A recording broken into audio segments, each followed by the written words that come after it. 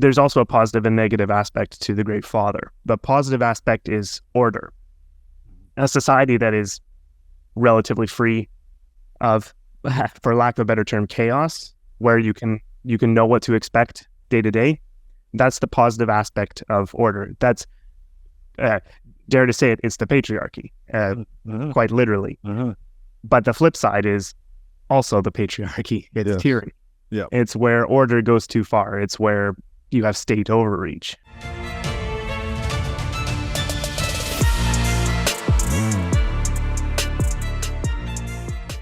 Hey everybody, welcome to the What is Money Show. I am thrilled to have you here joining me on my mission to help shine light on the corruption of money. Now, if this is your first time listening to the What is Money Show, I strongly recommend that you go back to episodes 1 through 9 first, which lays a lot of the groundwork for many of the concepts that we explore on the show. These first 9 episodes are my series with Michael Saylor, and thousands of people have told me that this is the best podcast series they've ever heard, hands down, and that it was instrumental to their understanding of money and Bitcoin. So if you're looking to start a deep dive into the nature of money, I don't think there's any place better that you can start other than episode 1 of this show. Now, a little bit about this show and how it makes money. The What is Money Show is 100% sponsor based. So all of our revenues are derived from direct sponsorships. And I strive to be very selective about the sponsors that I work with, specifically only using sponsors that I use personally, and also choosing sponsors that have values which are well aligned to the values expressed on this show, such as freedom, education, self-sovereignty, etc. So what I'm going to do now is a few ad reads right at the top of the show, and then I'll do a few more ad reads in the middle. And I hope you'll take the time to listen to them, as again, these are hand-selected sponsors, and I think you'll like what they have to offer. Today's podcast is brought to you by In Wolf's Clothing. Wolf is the first startup accelerator dedicated exclusively to the Bitcoin Lightning Network. 4 times per year, Wolf brings teams from around the world to New York City to work with like-minded entrepreneurs, pushing the boundaries of what's possible with Bitcoin and Lightning. The program is designed to help early-stage companies achieve product-market fit, develop their brand, secure early-stage funding, and grow businesses that help fuel the global adoption of Bitcoin.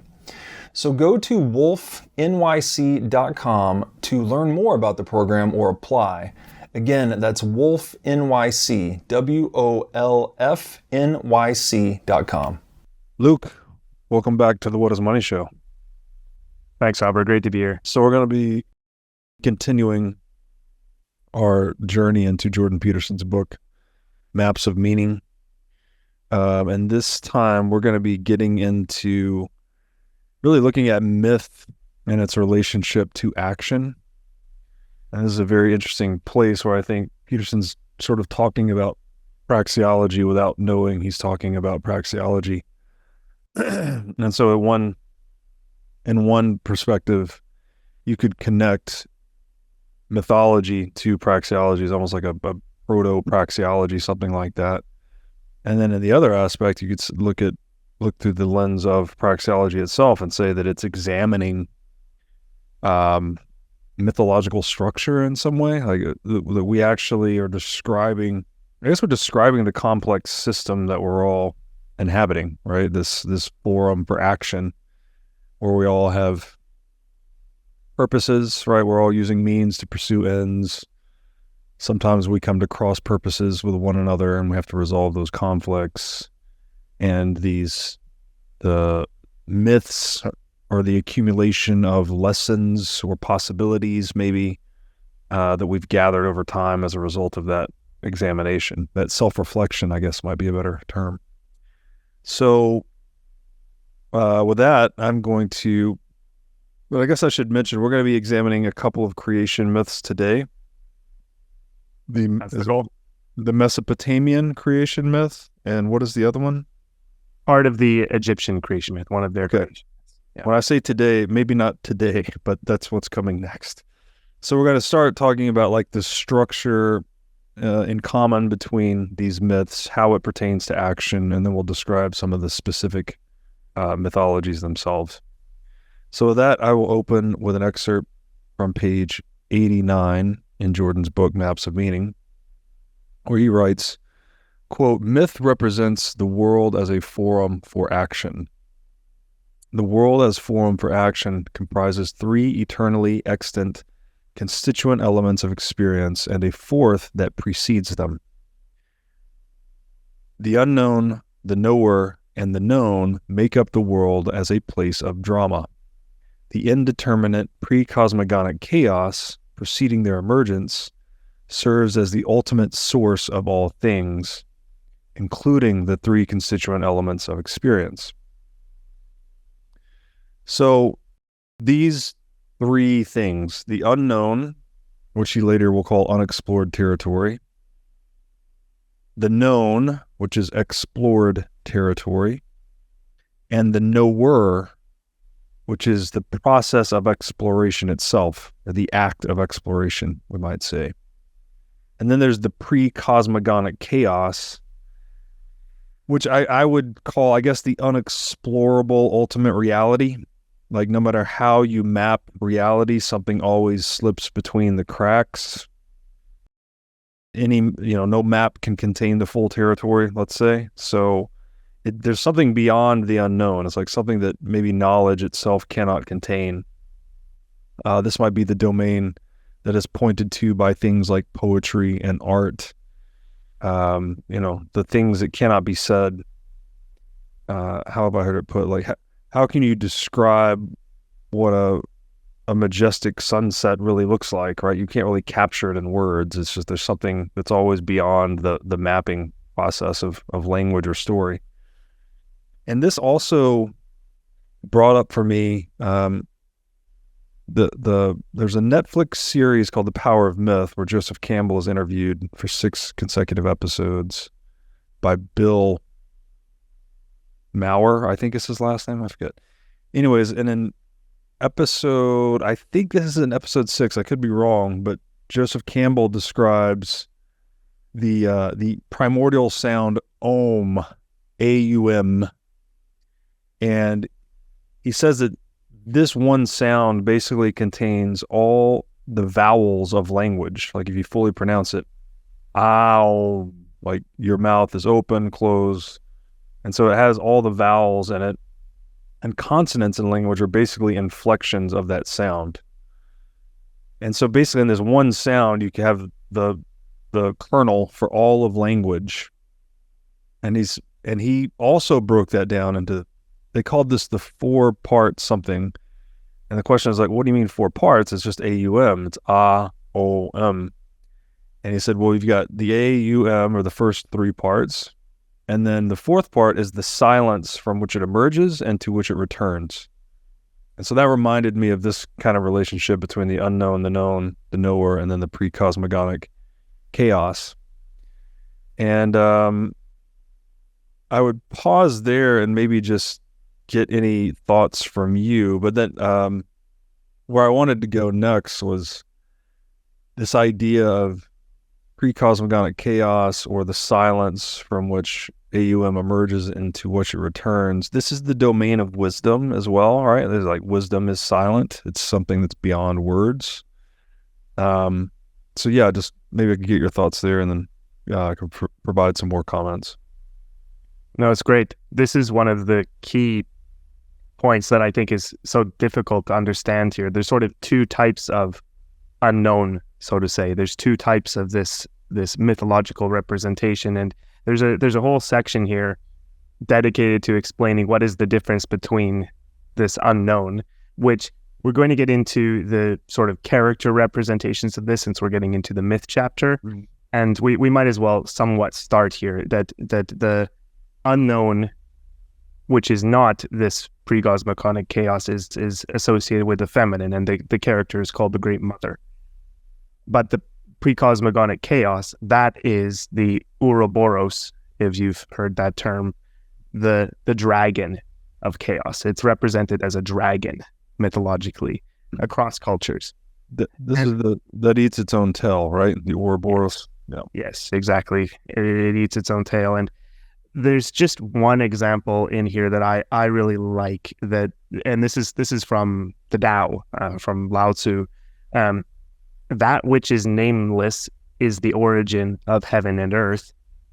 That which has a name is the mother of the 10,000 beings.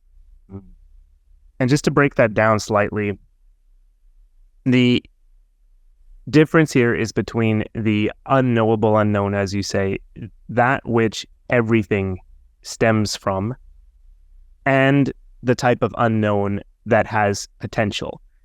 You have the potential to know what's coming out of this unknown. It's the potential for creation and destruction. And we can formulate it. We can have a conception in our mind of what that is. And this is associated with femininity symbologically. And this is easily one of the most controversial things from Dr. Peterson's work. But it's there in the mythology. The point about this entire chapter that we're going to cover here is that none of this stuff is some kind of prescriptive thing that someone is deciding here consciously. This is all deep stuff from thousands of years. And the reason put forward here mostly, the unknown appears to be generally conceptualized or symbolically represented as female, primarily because of the female genitalia. Hidden, private, unexplored, productive. And they serve as a gateway or portal to the divine unknown world or source of creation.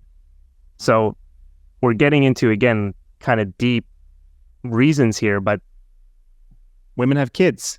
And this difference in and of itself is what makes them a stand-in for the conceptual unknown. And there's a whole section here that goes into how two things become equated with one another if they're similar in some way. They don't have to be exactly the same, but again, this is before the subjective age, scientific age. So the planet Mars was associated with blood because of its red color, and therefore warfare, and therefore et cetera, et cetera. The mandrake root was associated with the human form because it was shaped like a person. These are the examples here. And so therefore, again, this is difficult, but the female is associated with the form of the unknown that can create and destroy. So that's in contrast to the unknown that is unknowable, where everything else stems from. This is the world before the Big Bang. This is the Ginnungagap is what the Norse called it, the space between spaces. So lots of ways to conceptualize it, but pulling this right back in, these are the four building blocks, basically, of myth. And then we get everything else that comes from it out of it. But the distinction between these two types of unknown is difficult, but important. Yes. Space between spaces. I've never heard that one. And that's perfect, actually, because, again, if I'm looking at this as, so you can't contain the unknowable, right? The precosmogonic chaos, you can't contain that in knowledge. That's sort of you can't explore it. It cannot become explored territory. So when you say, this is what I think wisdom is dealing with, actually. Like, wisdom is what the word we use for how we deal with this irresolvable uncertainty. Again, if what did Socrates say? The beginning of wisdom is the definition of terms, right? That you're to understand that we're trying to assign meaning to these tools called words, but the ultimate meaning will always be between the words, right? There's always a greater context to be considered. There's also the idea in the Bible that the beginning of wisdom, fear of the Lord is the beginning of wisdom, something like that. But when you look at the word fear, it actually could be translated also as reverence or awe. And the word God or Lord typically refers to something ineffable, right? It's like the word for that which is beyond words. So it's to have a reverence for that which exists beyond words is the beginning of wisdom. And it closely parallels what Socrates said, right? The beginning of wisdom is the definition of terms. And so again, wisdom is silent, right? Because it cannot be, you can't speak about this precosmogonic, I mean, we can, we're doing it, but it's never going to contain the essence of the thing. And that's different than just unexplored territory, right? Something that we haven't mapped yet. I thought, and Peterson mentioned this in his work too, that Rumsfeld, I think this was in the 90s, he sort of he struck a chord with people when he mentioned the difference between known unknowns and unknown unknowns. And I think it's because he was invoking this mythological theme, actually.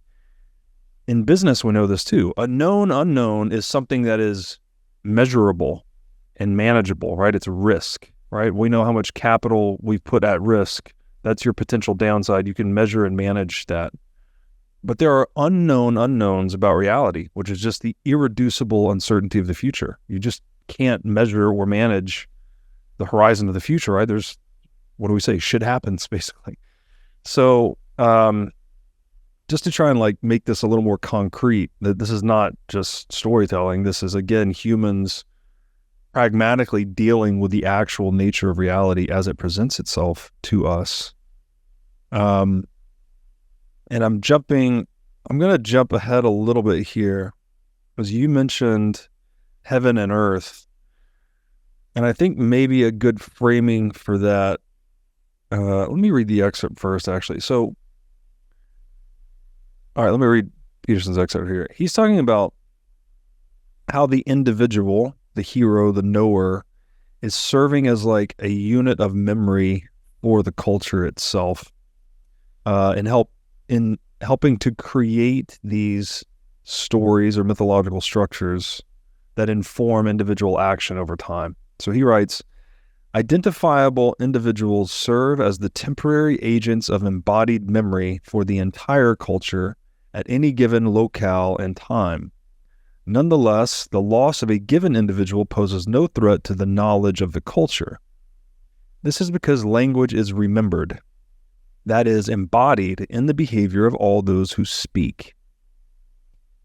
And a little further down, he writes, if there are no other adults around, in fact, they are inevitably present by proxy in entertainment, in ritual, drama, literature, and myth. The behavioral patterns that make up our stories might therefore be regarded as stored in our social behavior. This implies that such patterns may be abstracted from that behavior at any time. The collective unconscious is, from this perspective, embodied behavioral wisdom. In its most fundamental form, is the cumulative transmitted consequences of the fact of exploration and culture on action. So, if I can use an analogy here, if we're all running cognitive software, right? The rationality, language, the logos, the things, the cognitive tools that we think separate us from animals. It's like our software, basically. These mythological structures are like the hardware, right? It's the crystallized consequences of the interplay of our cognitive software over time that we've stored in story. And we use it through imitation to inform our present actions, but then we also reshape it over time, right? Like, action informs mythology, mythology informs action, and the cycle basically continues. So, with all that, what I would like to say is, if you have the individual as a unit of cultural memory, basically, they're sort of functioning as a mediator between, and you invoked these terms, heaven and earth.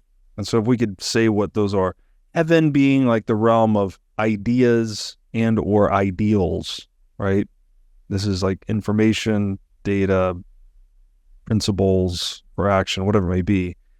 And earth would be the actual physical material reality that we inhabit in the present. The individual is mediating between these domains. right, and action. That's why Peterson says all of our action is based on belief. There's some belief structure informing our action, and then our actions reshape material reality. And so you have this mediator function where it's almost like, just as the individual is a unit of cultural memory, we might say a coin or money is a unit of economic memory. And so you start to look at the individual as an actual, and I've talked to Jordan Bush about this. He says people are God's money, basically. It's like we are the medium of exchange between heaven and earth, right? That's why we participate in the creative process. That's why we are made in the image of creation itself, or the creator. So, anyways, I hope some of that is useful to try and start to see why these things are practically important, and we're not just dealing with useless fairy tales here. These were part of the things that came up for me on this intellectual journey, and I'd love to hear your feedback on any of that or where we should go next. Yeah, I mean, starting to tease this out, it's a fantastic framework for starting this out. The whole point of the individual here, right? And this is touching on even some more concepts later in the book, beyond where we're even planning on covering today. One of the biggest points about this book generally that I'll make is that it's beyond a slow burn. It's really layering concept upon concept upon concept, and then in the very last chapters it gets to some real proper theses. But throughout there are these truths, and that's one of the concepts that Dr. Peterson refers to, is that really true things are true at multiple levels of analysis. And that's the title of this chapter, basically, the 3 levels of analysis. So tying this back a little bit to what we covered before, that there is this thing that every individual does day to day, mediates the world around them. Every individual, to a certain extent, is the star of their own movie. They're living their own life. To a certain extent, they're their own God. Uh-huh. And I don't mean that in a blasphemous way. I mean that in a sense of that, to an individual, they're the actor, uh-huh, right? They're the one acting upon the world. And so where we get to with everything that you've talked about mediating between heaven and earth, right? The explanation of this is that the human memory has been transmitted through these stories. Mm-hmm. So the means of explaining this and giving as an example to children of how to act is done through story. And what's fascinating is it's almost a meta cycle in itself, because you touched on this, that the culture and the individual mediate with each other. Well, that's entirely the theme of the meta stories, mm-hmm, right? That you have some kind of unbearable present, some kind of state that can't be handled, and then some force is able to deal with that and go into the future, either positively or negatively. Mm-hmm. But something has to happen. And a line that I really liked to come across here was... lost the page. It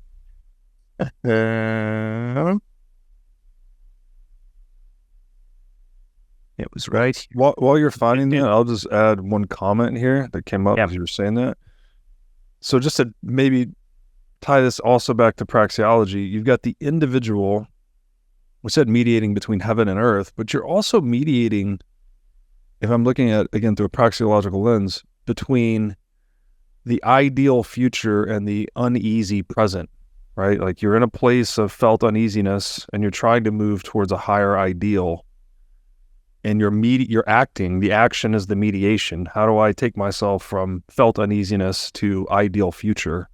That is praxeology in a nutshell, right? That is man must act. That is the axiom of action. So and throw that tie in too, but please go ahead. Yeah, no, and what I was going to point out here is on page 92, it says, nonetheless, to live, it is necessary to act.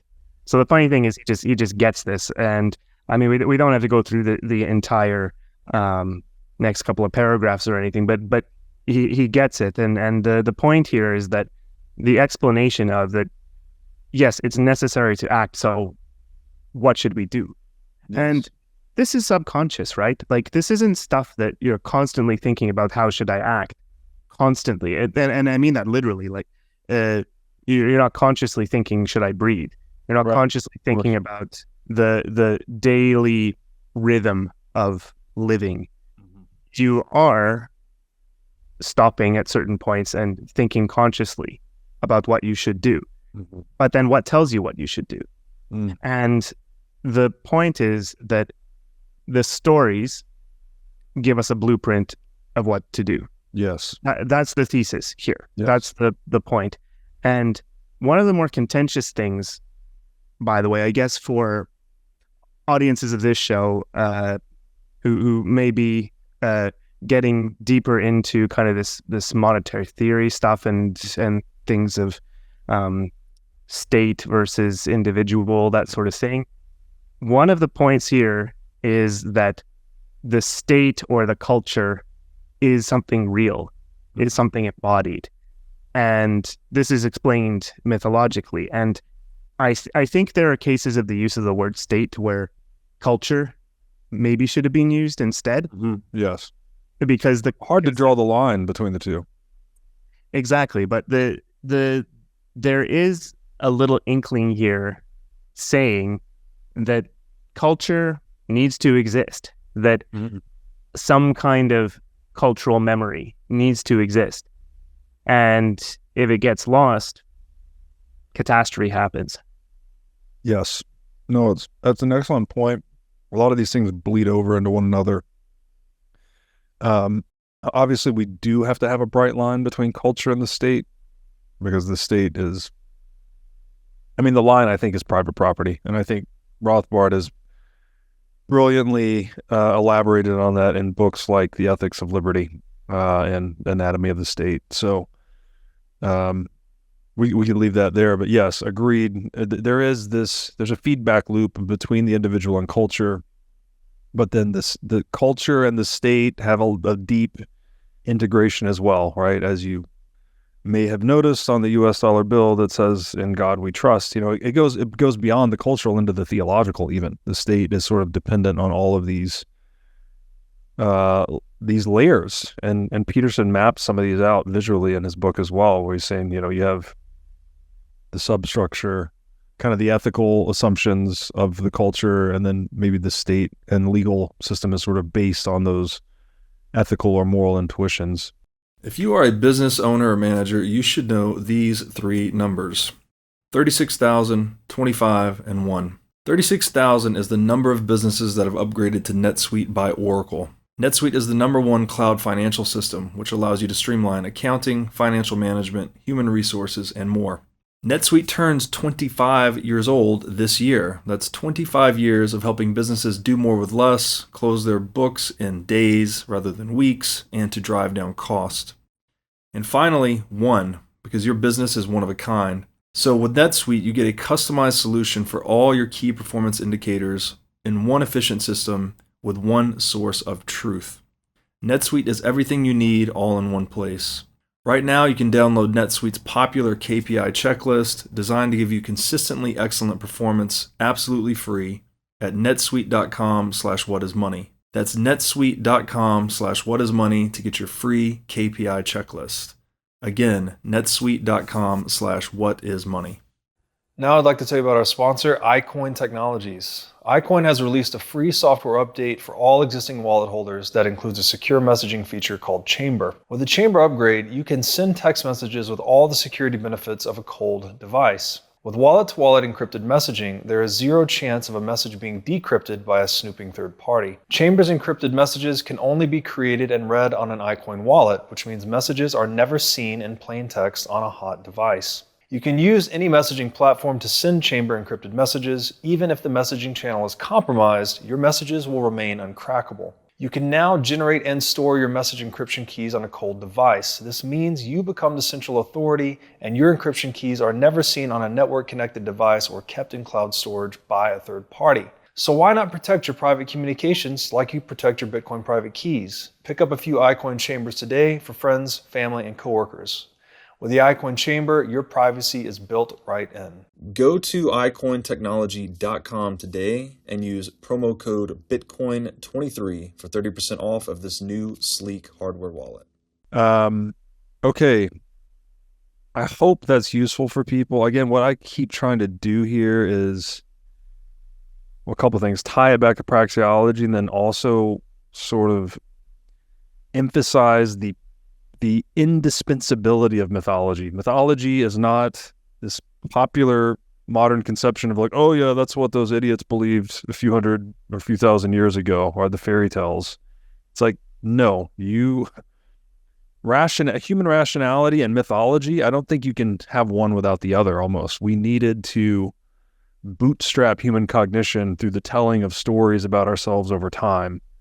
And that's what the mythology is. And we can't operate absent some guiding story either, right? And this, back to your point about the state, right? There's a reason that we have the Pledge of Allegiance in the United States, and we have these histories, and there has to be a guiding story so we know what we should do. It's not enough to know that we must act. We also must know how to act, and we need some structure to inform that. Should we go forward into the actual myths themselves at this point? Yeah, I think so. And to do that, I think we need to introduce the cast of characters first, and then we can get into a concrete example. Perfect. So we have the known, the unknown, and the so-called knower. These are embodied as characters. These are, you can call them archetypes. They first really came up with, or were described like this in Carl Jung, his collective unconscious. But for all intents and purposes, they're characters. So it's the Great Mother and the Great Father. The Great Mother is the representation of the unknown, the knowable unknown, the potential for creation and destruction. The Great Father is the embodiment of the known, the explored territory. And it's the embodiment of the culture, just what we've been talking about. I prefer the term culture here, just so we're not confused. I really don't mean the modern concept of a nation state, but culture in some sense. There's also a positive and negative aspect to the Great Father. The positive aspect is order. A society that is relatively free of, for lack of a better term, chaos, where you can know what to expect day to day. That's the positive aspect of order. That's, dare to say it, it's the patriarchy, quite literally. But the flip side is also the patriarchy. It's tyranny. Yeah. It's where order goes too far. It's where you have state overreach, right? And so you have the positive and negative aspects of both. Creation and destruction on the unknown side or the chaos side, and order and tyranny on the known side. Yes. Then we have the archetypal son. This is the character representing the knower. This is what the individual stands for, basically. Every individual, in some sense, is this mediator between order and chaos to greater and lesser degrees. And mythologically, the son tends to be the child of the Great Mother and Father of order and chaos. And we'll explore this in the stories, but this generally means that there's a potential for good and evil, depending on the actions. So the knower can create new order from chaos, or he or she can destroy or reject what isn't understood. So you have the positive and negative aspect there as well. And you basically have the hero and the adversary, or the good guy and the bad guy. Those are the different aspects of that character. Then finally, outside of that is the Dragon of Chaos. Sits outside. It's the representation of the true unknown, like we discussed. And it's the unknown that doesn't have a name. But generally, this Dragon of Chaos is actually somewhere.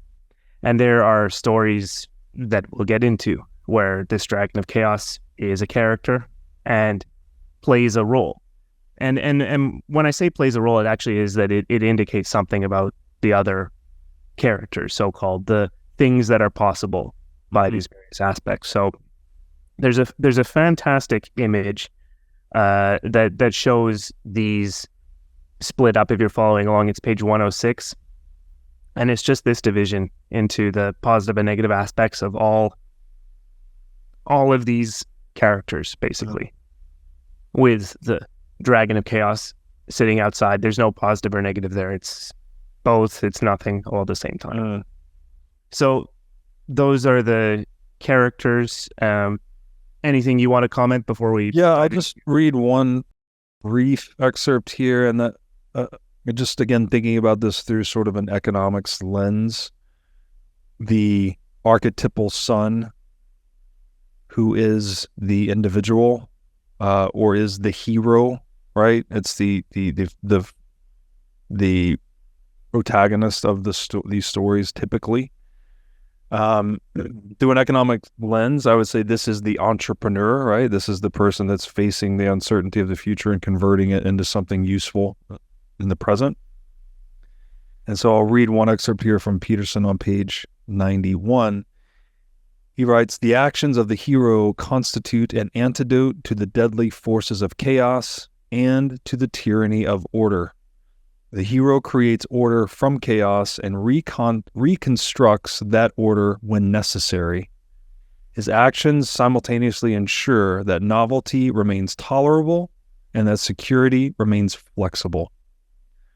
So we have the chaos is threatening, but it's also where all the novelty and new stuff lives, right? New discoveries, new resources, etc. The known territory is useful in that it protects us. But if it becomes too rigid, too inflexible, and can't adapt to the unknown, then it becomes tyrannical and oppressive. And the individual that constitutes these hierarchies must constantly be mediating between these two domains, right? We need structure, but we also need adaptivity at the edges. So you need conservatism at the core and liberality at the edges, something like that. And so I just wanted to tie that into that is exactly what entrepreneurs are doing, right? They're saying, here's the world. A lot of problems have been solved, but there's a lot of problems that either haven't been solved better, faster, cheaper, or maybe there's other things that we haven't figured out how to do, like space travel or something that hasn't been invented yet. And then they go into the world, they face the unknown, and they attempt to solve those problems profitably. And when they do it successfully, well, you get a lockstep advancement in human civilization, right?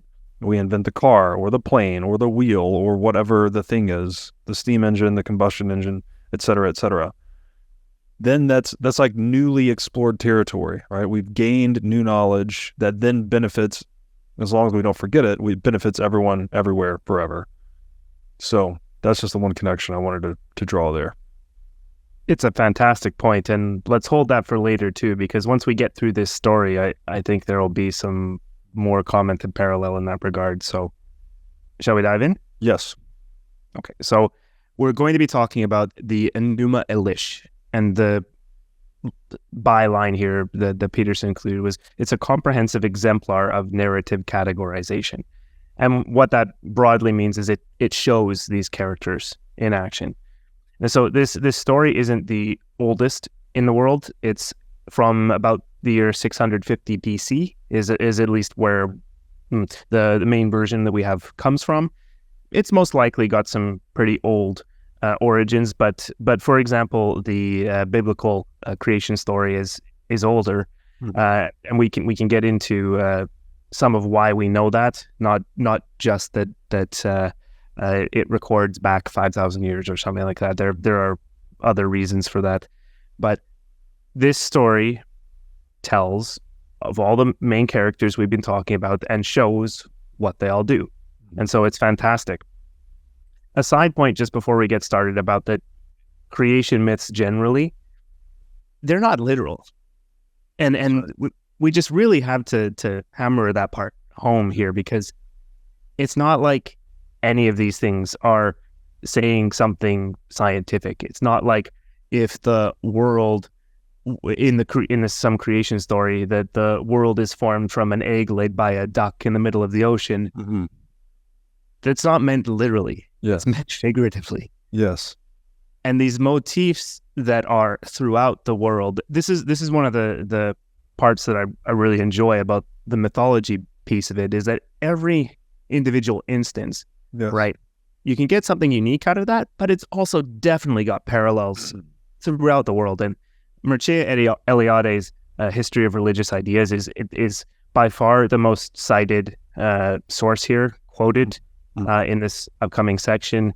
And it is great to show the comparison of all these things. So just to get that out of the way here, that these things aren't literal. And it's also not, it's also to imply that for example, the biblical creation story, for anyone who believes that, great. Like, and that's not to say that any belief here is wrong if there are other reasons for it. But it's also to say that maybe if you don't believe that, you could look at this story and get something out of it. That's right. That's what clicked for me was when Yes. Ethan was telling the Genesis story. That's what clicked.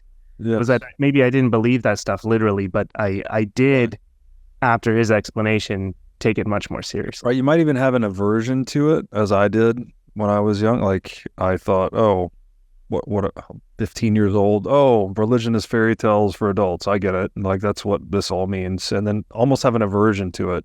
But when you start seeing these recurrent themes in multiple religions and wisdom traditions across history, I think it starts to tell you that, oh, wait, maybe there's something else here, right? There's some, again, you're looking at it through when different, what all true maps must align. So when you find these different maps that are all pointing in the same direction, there's something to it, right? It indicates that there's something deeper here. And just to quote one excerpt from Peterson, to your point, he writes, "A good story has a universal quality, which means that it speaks a language we all understand. Any universally comprehensible language must have universal reference, and this means that a good story must speak to us about those aspects of experience that we all share."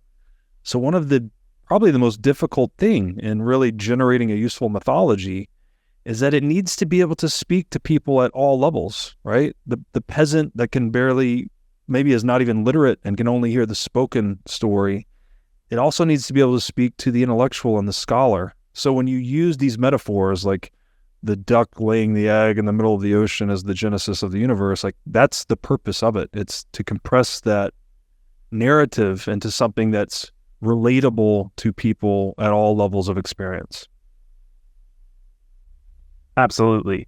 And so to kind of dive in now, we can start to see where this all ties in. And I guess one last point pulling off of this is that one last point he makes here is that there is a clear psychological precedent for the philosophy of the early Jews and later Christians in the Mesopotamian and Egyptian schools here. And there's an implication that these are clearly polytheistic stories. They have multiple gods and characters and all this, but what we're pointing towards is that psychologically they're getting at some of the same things, and so they aim towards actually monotheism. And so that's just another point before we really dive in. But one of my highest health priorities is keeping my brain in top shape. To take care of my brain power, I do many things, such as striving to read, write, exercise, and meditate daily. One of the latest tools in my brain power toolkit is MindLab Pro. MindLab Pro is a nootropic supplement that is scientifically proven to enhance your brain power. When I take MindLab Pro, my mind feels like it has a better grip on the world. My thinking is more lucid, and the articulation of my speech is much more clear. MindLab Pro has been tested in rigorous, double-blind, placebo-controlled human trials and has been proven to enhance brain power for users in every age group. MindLab Pro is an advanced formulation of 11 nootropic ingredients and is backed by research from 1,473 human trials conducted over a period of 32 years. So if you're looking to start enhancing your brain power, MindLab Pro is an excellent solution. Go to mindlabpro.com/breedlove to start enhancing your brain power today. Again, that's mindlabpro.com/breedlove. Now I'd like to tell you about our sponsor, CrowdHealth.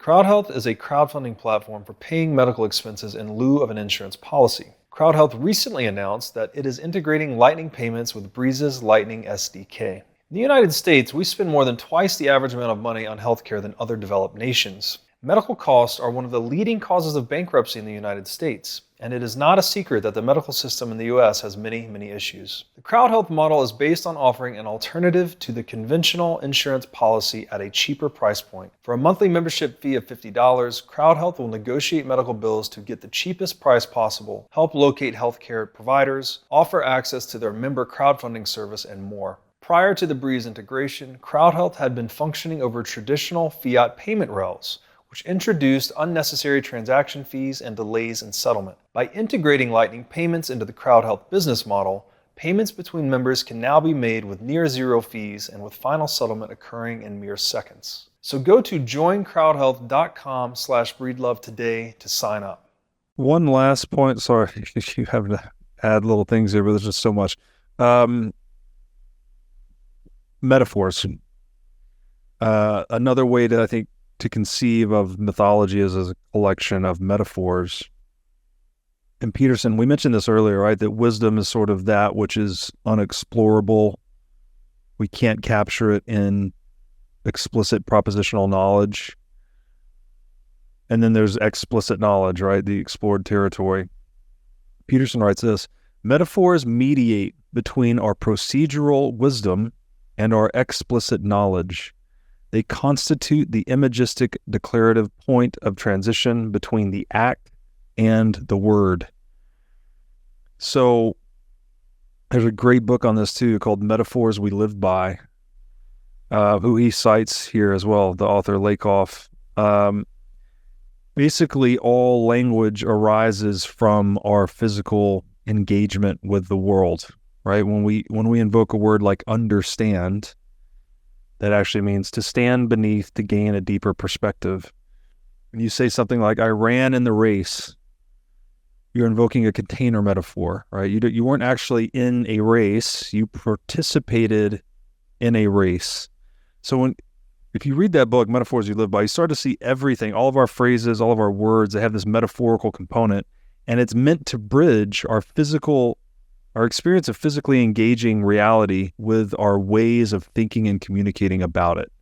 So I just wanted to hit on that. The metaphor is so fundamental to this entire endeavor of both constructing mythology, but also thinking and speaking about experience itself. Yeah, we're kind of stuck with it. Yes. This way of thinking, we can't get out of it. We can't take language. You just did a container metaphor right there. We can't get out of it, right? You can't escape the container metaphor. No, and we can't take language and completely, if I'm going to use metaphors, tear it apart, build it again. We can't do it. We can't do it. Right. It wouldn't be adopted, first of all. It would be like if someone said by decree that you must use this money.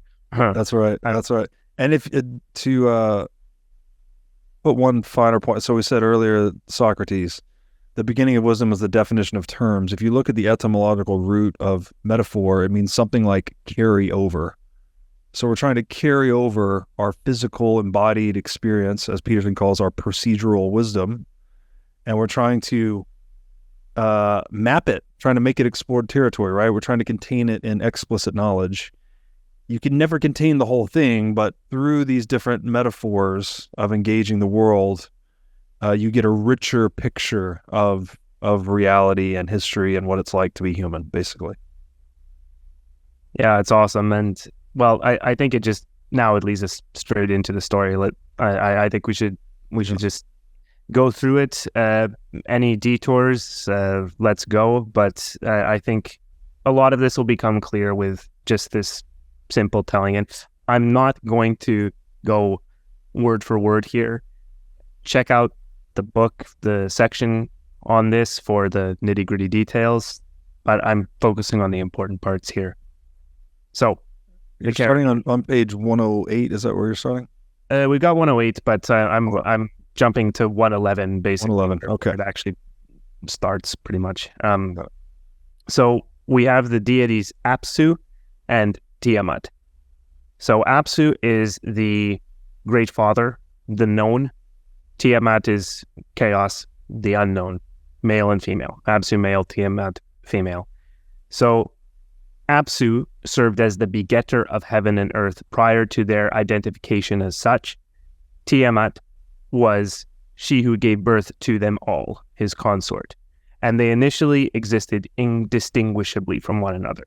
So this is a reference to the Precosmogonic Chaos. Basically, the meta concept here that is in loads of these myths is that the two main characters, one of order, one of chaos, came from this Precosmogonic Chaos, the Ouroboros.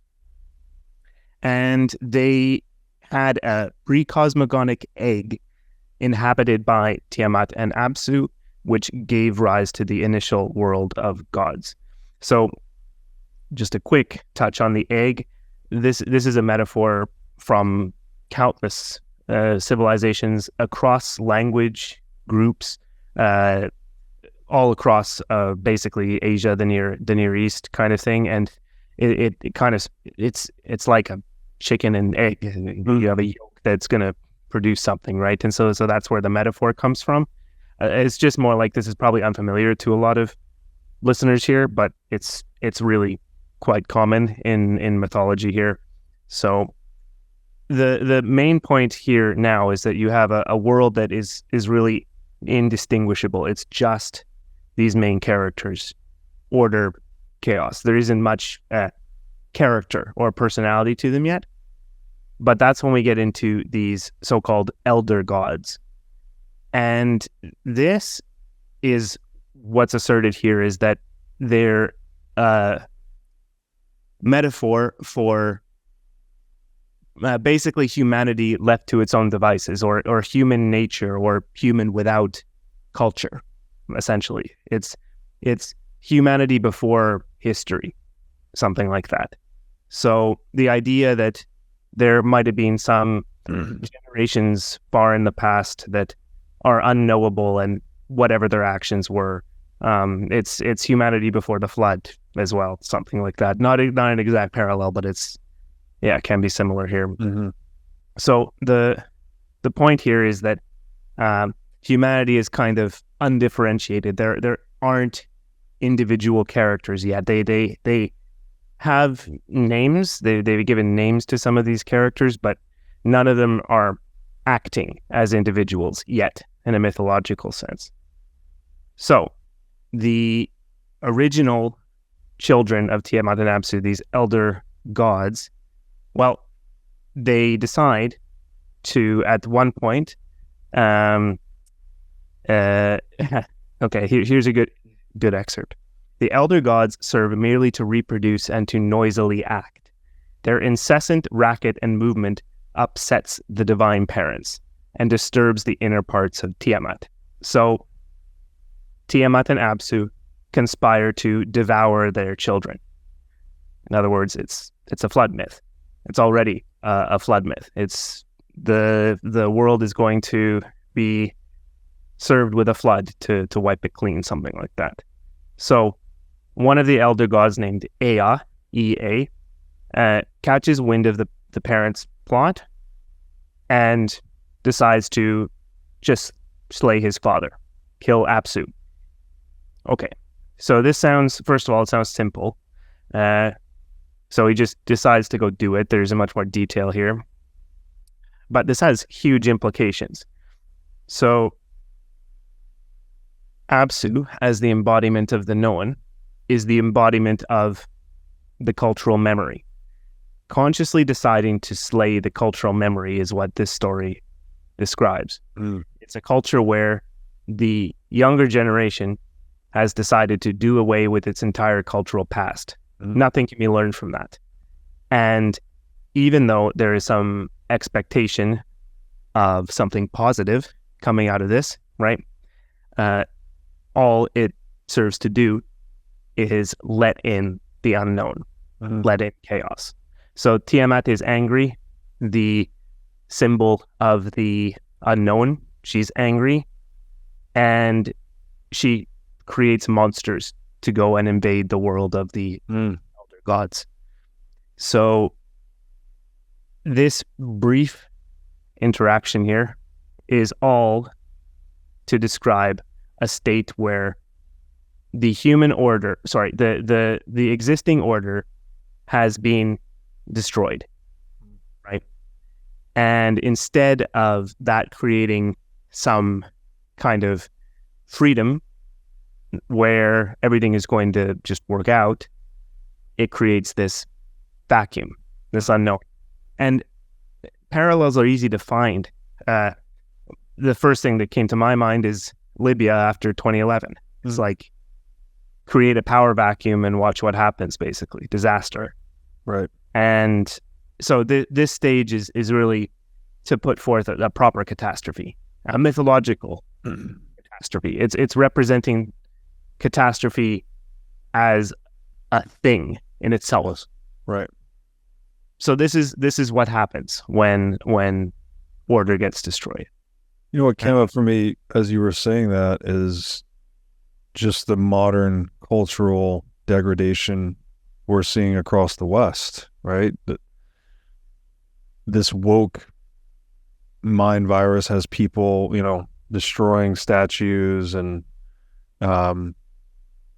claiming, if you go deep enough in the postmodernist sort of relativistic rabbit hole, it's 2 + 2 = 5, right? Like you're dispensing with mathematical knowledge, saying everything is just a power game. And so this idea of, it's too extreme, right? This idea of completely slaying all cultural order, you've removed all barriers to chaos, right? Again, you don't want to overcorrect either way. You don't want an overly rigid structure that becomes ossified and tyrannical, but you also don't want to completely remove the structure where you're just back in pure chaos. Like we have to have a structure that is flexible when it needs to be flexible and rigid when it needs to be rigid, right? Contingent on the circumstances, something like that. And this, I guess, portion of the myth is describing what happens when you completely rip out the structure. You've just removed all the barriers to chaos. Exactly. And then the solution is cue the hero, Marduk. So Marduk is characterized by the metaphoric associates of consciousness. He has exaggerated sensory capabilities. His words are characterized by creative and destructive power. He is the sun god above all, which means that he is assimilated to, or more accurately, occupies this, I'm quoting here, by the way, occupies the same categorical space as sight, vision, illumination, enlightenment, dawn, the elimination of darkness, and the death of the night. That's every sun god, by the way. Every sun god has these same features. It's why it's so widespread prior to the advent of monotheism, basically. It's so powerful. And he's got so many of these characteristics. I think somewhere else it also mentions the eyes around his head. It might be in one of the actual passages. But the main thing here is that this hero is now being created, and he's actually it's not overly important, but he's the son. Yeah. Son of the guy who killed Apsu. So there's something to that. It's an implication that you need a future generation to fix the problems of the past, basically. Right. But that's a detail. A big thing about that I've found when studying these stories is that all of these details are intentional and saying something. Yes. Otherwise, they wouldn't have survived. But it doesn't necessarily mean that we should focus on every single one of them, right? Well, I would say it's another aspect of being a mediator, right? When your progeny, right, your offspring, they're mediating the next generation, right? That you're the father, you're the old. That what does Peterson often say, that every culture is built on the corpse of the father. It's like the father is yesterday's hero, right? He went out and explored new territory, revivified the structure, but now he has to sort of get out of the way and let his children go out and explore further territory. And so it is important, right? This is the same theme that's in Christianity, where we have the Father and the Son.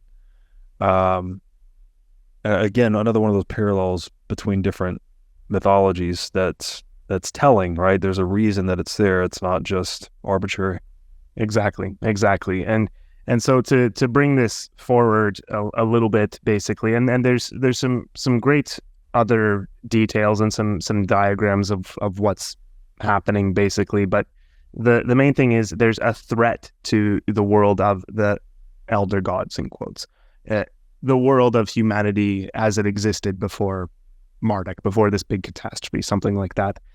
And basically, the elder gods say to, well, first of all, actually, this Ea, the character who destroyed order, first of all, he tries to defeat the monsters of Tiamat, the monsters of chaos. He tries to do it, and he fails. He can't.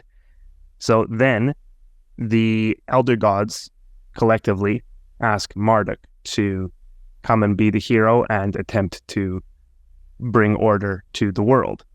And he says that, and I'm trying to get a quote, but okay. Basically what happens here is he says, yes, I will do it. I will go take up the mantle and go fight against these monsters that are attacking the world, but only if you'll make me king god, number one god, top god. And they agree. The gods agree to subordinate themselves to the top god, the god that is synonymous with the word, synonymous, like he speaks magic words, they say that here. And it's an example of gods organizing themselves hierarchically, which is a precursor to monotheism. If the gods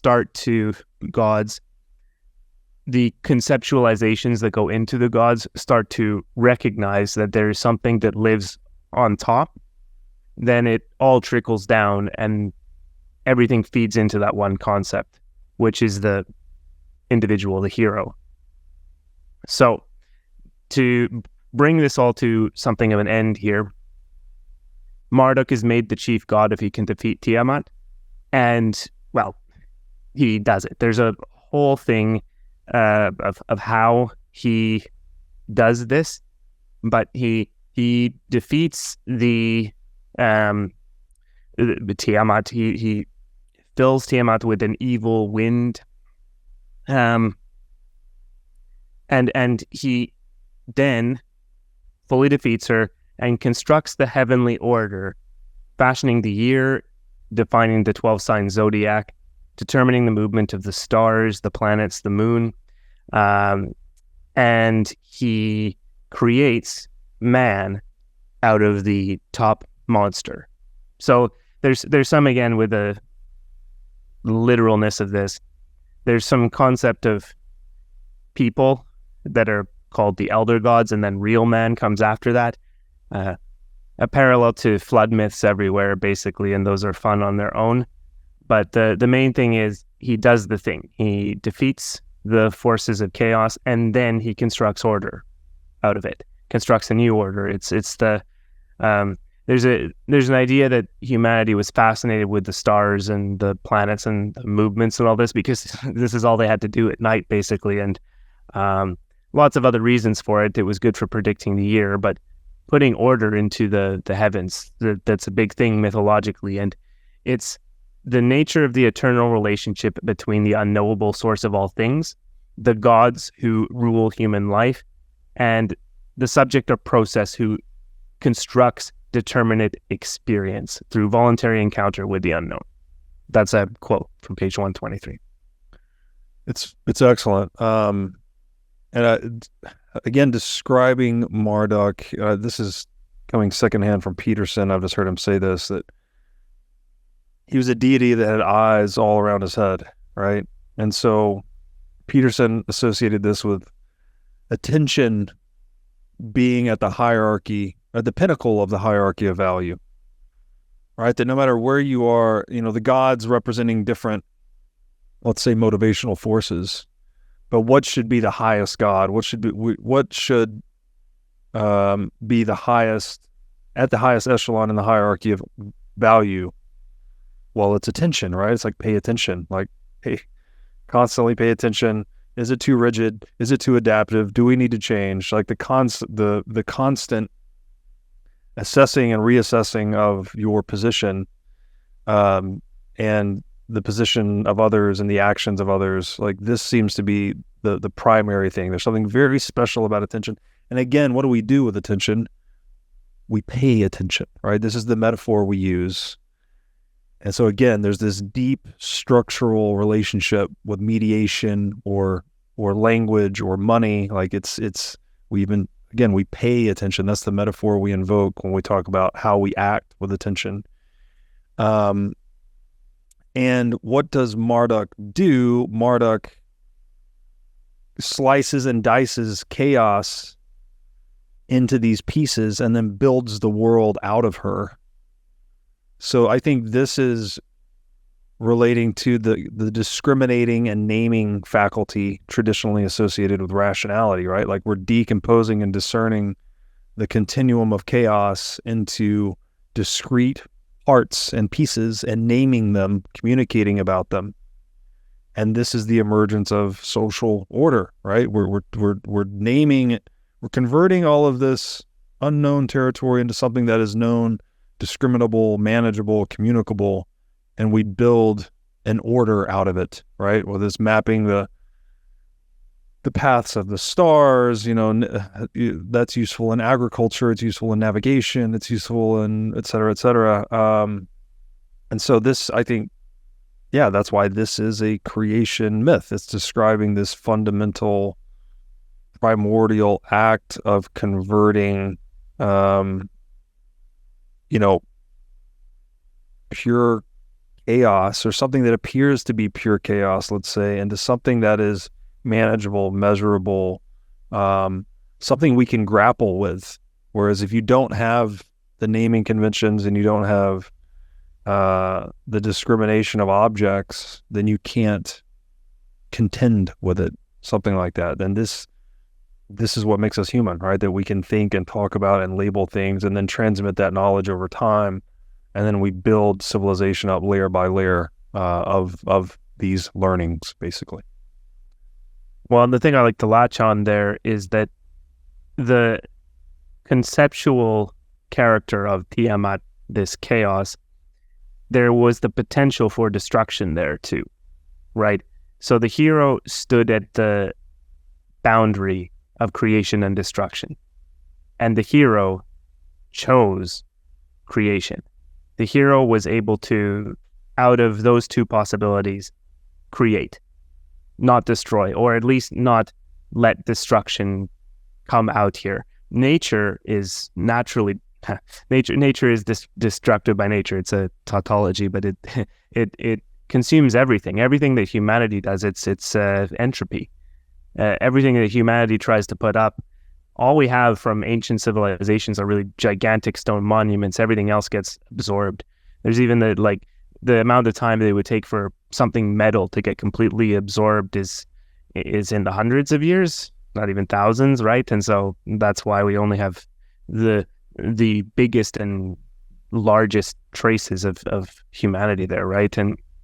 But the point here is that the very point of this, the end of the story, is that Marduk is placed at the head of the gods, is given all the rewards.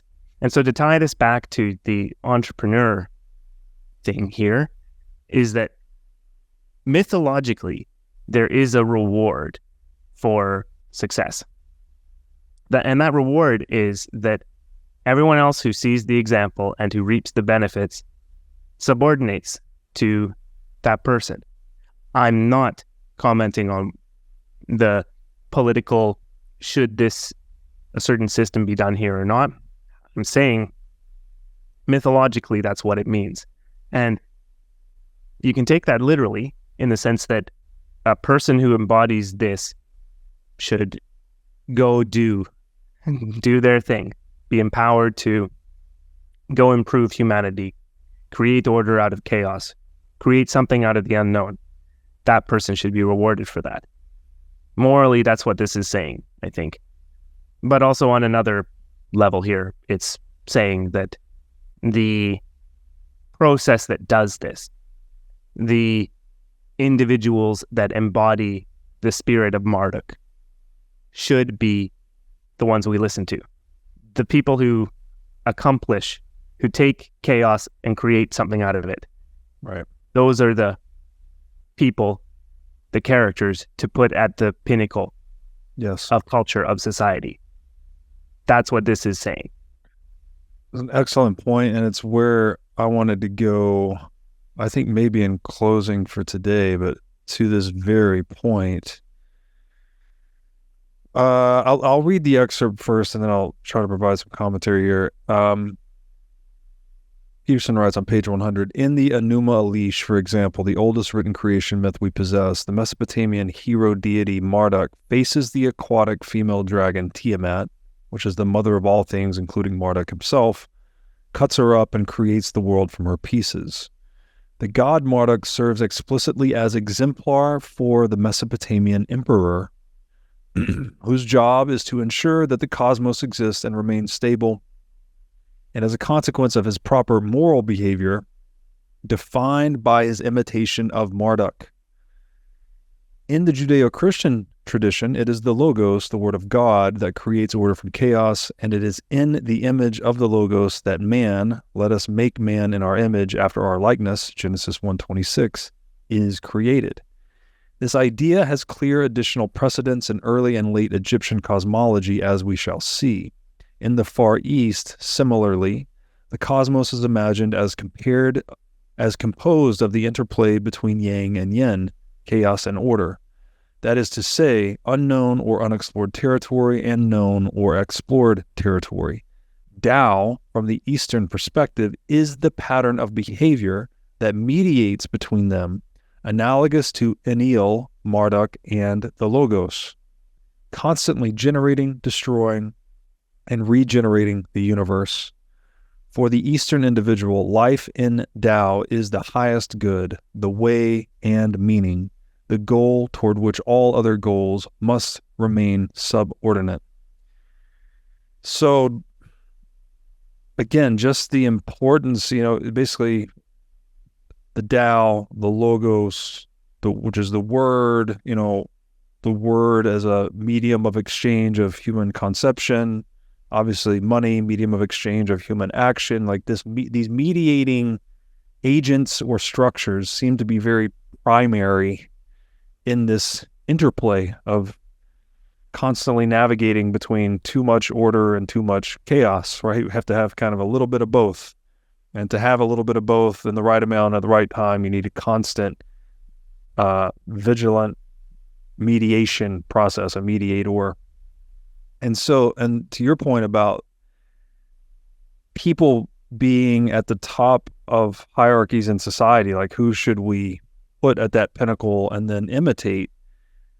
That was the point. This is where it ties into mythology, actually. It's like, it's not only can we imitate people that are alive and acting in the world, but we can also imitate these mythological figures, right?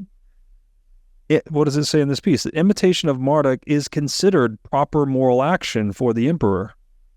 So the purpose of Marduk as a mythological deity was to serve as a role model for the person who's the highest in the hierarchy. And the person that's highest in the hierarchy's purpose is to be a role model for everyone lower in the hierarchy. So it's about, what are we trying to do?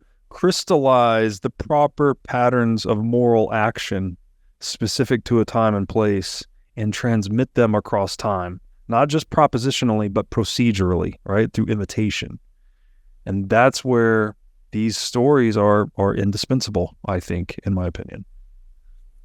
Yeah, and the amazing thing here too is that nowhere does any of this say you have to do this.